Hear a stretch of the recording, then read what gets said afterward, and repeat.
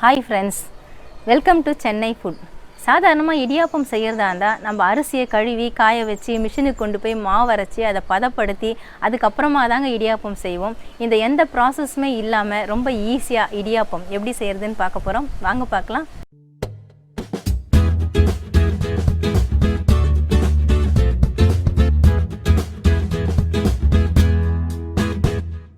ஒரு கப் அளவுக்கு பச்சரிசி எடுத்து நான் 2 மணி நேரம் ஊற வச்சு தண்ணி வடித்து எடுத்துருக்கேங்க. இந்த கப்பில் தான் எடுத்திருக்கேன். உங்களுக்கு எவ்வளோ இடியாப்பம் வேணுமோ அதுக்கு தகுந்தாப்புல நீங்கள் அரிசி எடுத்துக்கலாம்.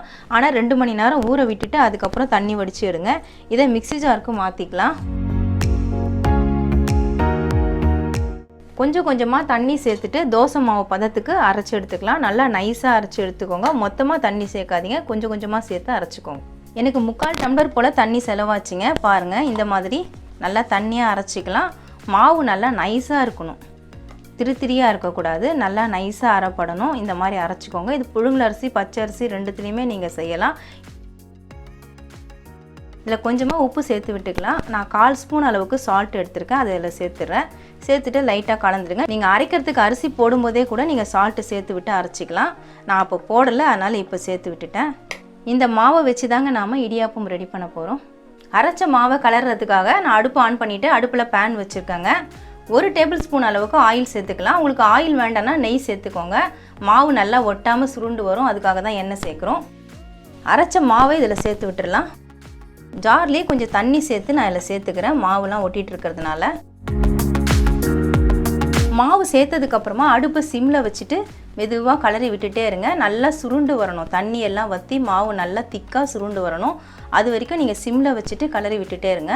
அடுப்பு சிம்மில் வச்சுட்டு ஒரு 5 நிமிஷம் இந்த மாதிரி கலரி விட்டிங்கன்னா மாவு எல்லாமே ஒன்று சேர்ந்து நல்லா இறுகி வந்துடும். இப்போ நம்ம அடுப்பு ஆஃப் பண்ணிடலாம். அடுப்பு ஆஃப் பண்ணிவிட்டு பேனை கீழே இறக்கிடலாம்.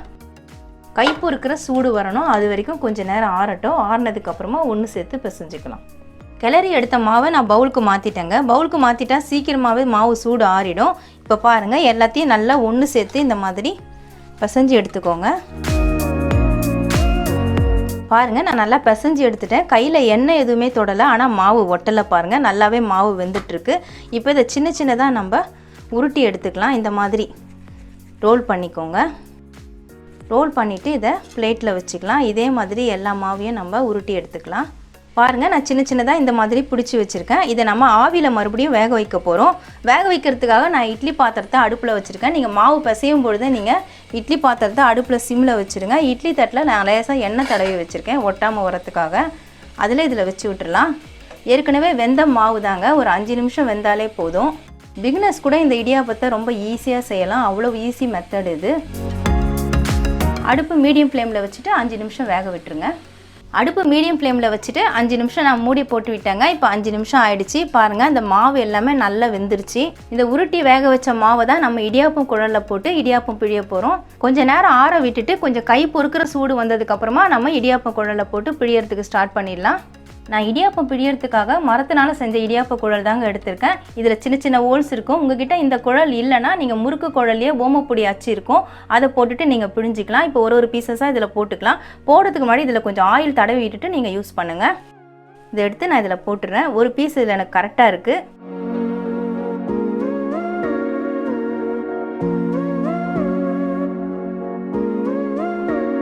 அவ்வளவுதாங்க, பூ மாதிரி இடியாப்பம் ரெடி ஆயிடுச்சு. பாருங்கள், நல்லா பஞ்சு மாதிரி இருக்குது, எடுக்கும் பொழுதே தெரியுது. அவ்வளோ சாஃப்டாக பஞ்சு மாதிரி இருக்குது. இந்த மெத்தடில் நீங்கள் இடியாப்பம் ரெடி பண்ணிங்கன்னா அவ்வளோ அருமையாக இருக்கும். சாப்பிடாதவங்க கூட சாப்பிடுவாங்க. பாருங்கள், ஒன்றோட ஒன்று ஒட்டெல்லாம் நல்லா உதிரியாக இருக்குது. இதே மெத்தடில் நீங்களும் இடியாப்பம் ரெடி பண்ணி பாருங்கள். இந்த இடியாப்பத்துக்கு தேங்காய் பூ சர்க்கரை தூவிட்டும் சாப்பிட்லாம், தேங்காய் பாலோட சேர்த்தும் சாப்பிட்லாம். நான் குருமாவோட சேர்த்து சாப்பிட போகிறேன். வெஜ்ஜு குருமா இருக்குது, அதோட நான் சேர்த்து சாப்பிட போகிறேன். வடகரி இந்த மாதிரி எந்த சைட் டிஷ் வேணாலும் இடியாப்பத்துக்கு வச்சு சாப்பிட்லாங்க, அவ்வளோ அருமையாக இருக்கும். நீங்களும் இதே மாதிரி செஞ்சு பாருங்கள். பிகினர்ஸ்க்கு ரொம்பவே ஈஸியாக இருக்கும். கண்டிப்பாக ட்ரை பண்ணி பாருங்கள். ரொம்பவே ஈஸியாக இடியாப்பம் எப்படி செய்கிறதுன்னு வீடியோவில் பார்த்துருப்பீங்க. சட்டுன்னு ரெடி பண்ணலாங்க. நீங்களும் கண்டிப்பாக ட்ரை பண்ணி பாருங்கள். உங்களுக்கு இந்த வீடியோ பிடிச்சிருந்தா லைக் பண்ணுங்கள், ஷேர் பண்ணுங்கள், சப்ஸ்கிரைப் பண்ணுங்கள். சப்ஸ்கிரைப் பண்ணவங்க மறக்காமல் பெல் பட்டனை கிளிக் பண்ணுங்கள். இந்த வீடியோவில் ஏதாவது டவுட்ஸ் இருந்தால் கமெண்ட்ஸில் கேளுங்க. உங்களுக்கு ஏதாவது ரெசிபி வீடியோ வேணும்னாலும் கமெண்ட்ஸில் கேளுங்க. நமக்கு இன்னும் 2 சேனல் இருக்குங்க. இந்த சேனலுக்கான லிங்க் நான் டிஸ்கிரிப்ஷனில் கொடுத்துருக்கேன். நீங்கள் லிங்க்கை கிளிக் பண்ணி சேனலை ஓப்பன் பண்ணி பாருங்கள். உங்களுக்கு இந்த சேனல் பிடிச்சிருந்தா சப்ஸ்கிரைப் பண்ணிக்கோங்க. நன்றி, வணக்கம்.